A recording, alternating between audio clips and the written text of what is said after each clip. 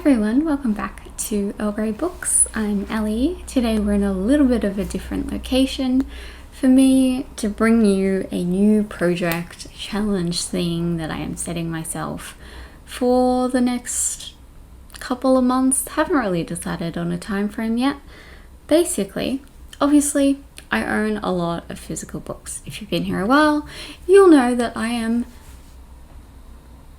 in the very early 300s to the very late 290s at any given moment. Sometimes less, sometimes a little more. But I also own a lot of Kindle books. I have Kindle Unlimited, I use my library, I have Scribed, and also just ebooks that I have purchased, ARCs and things that I've gotten off NetGalley. And I thought that it was time that I kind of prioritized these a little bit. I got some of them off my Kindle. So I'm not giving myself a time frame for this because, as you will have seen on Monday, I'm doing the Greek Godathon in March. I'm also doing Roll of Reads, which you'll see in about a week's time. And then in April, mid-April to mid-May is Eurovision-a-thon. And I know that I'm going to try and read a lot of books for that. And I also have uni and work and other commitments. And I know that other readathons that I want to join in are coming up later in the year. So yeah, no real time frame. I've picked out 9 for this sort of first round. And I'm kind of hoping that perhaps by the end of May, sort of start of June, that I could have made my way through some of these. Quite a few of these I've already started. So in theory, they shouldn't be that hard to get through. But we're going to jump in. Like I said, I've picked out 9 for this round. I've made a little collection on my Kindle, so I will know which ones I have on that, and then I can read them through. So on here, most of these are ones that I have purchased ebooks for myself, but I also have a few eARCs and I think one from Kindle Unlimited. So we're going to jump in. I'm going to start with the eARCs, first of which is Falls in Love, which is edited by Ashley Herring Blake. This is a YA anthology of like cute romance across a couple of different genres. There's lots of interesting authors in here. I'm already 30% of the way through. This came out ages ago. I have never, literally never, have ever been on time with any NetGalley review that I've ever requested.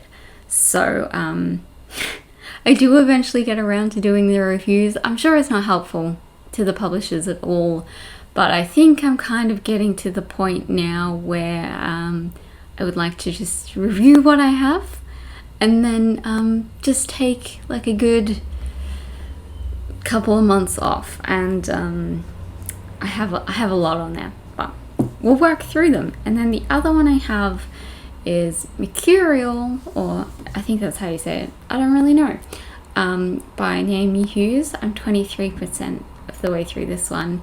This is the author of Refraction, which I read last year and absolutely loved, and I was really enjoying this. I don't know why I put it down. Like with Falls in Love, because it's an anthology, I read a few stories here and there, but this one, I don't know why I didn't keep going with it. But anyway, so I have that one, and then we'll go on to the one Kindle Unlimited one, which is Wicked Games by Kel Carpenter. This is book 2 in a series. Loose. The first one is, okay, Queen of the Damned, maybe is the name of the series. The first one is called Lucifer's Daughter, and it is about Lucifer's daughter. This is a reverse harem. The first one was like 190 pages or something. So I don't imagine that this one is going to be super long either. But I own a couple of physical books of Kel Carpenter's as well.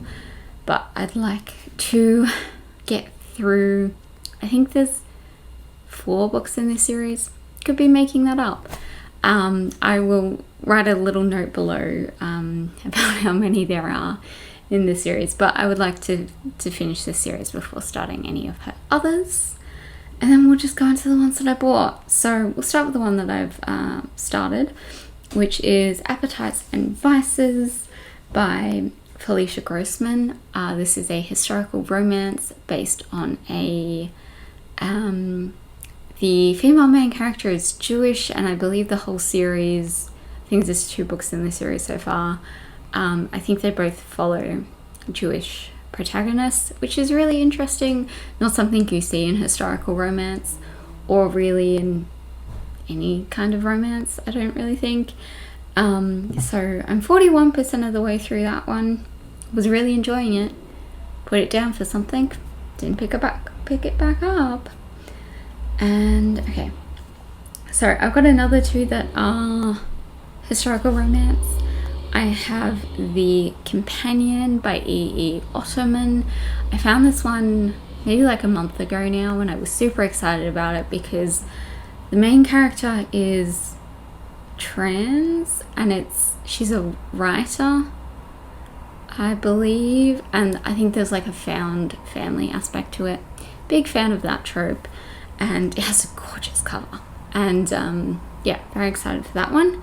And then I also have The Lady's Guide to Celestial Mechanics by Olivia Waite, which is another queer romance. This is sapphic romance, and I believe all the books in this series are. I've seen a lot more sapphic historical romances lately, and super excited. Haven't read any of them, I don't think, yet, but the fact that they're like out there and that there's quite a few coming out in 2022 just makes me so excited. So super excited to read this one. I've been wanting to read this literally since it came out, but just haven't yet. And then the last 3 that I have are a really weird bunch.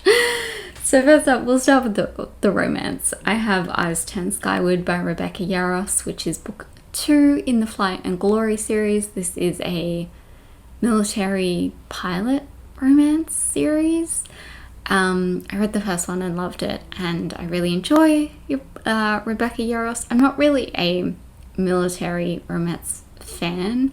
In saying that, I've literally only read Rebecca Yarros and 1 book from Maya Banks, so maybe I would be really into it, but I love this series. The first one isn't so much about military or pilot sort of thing.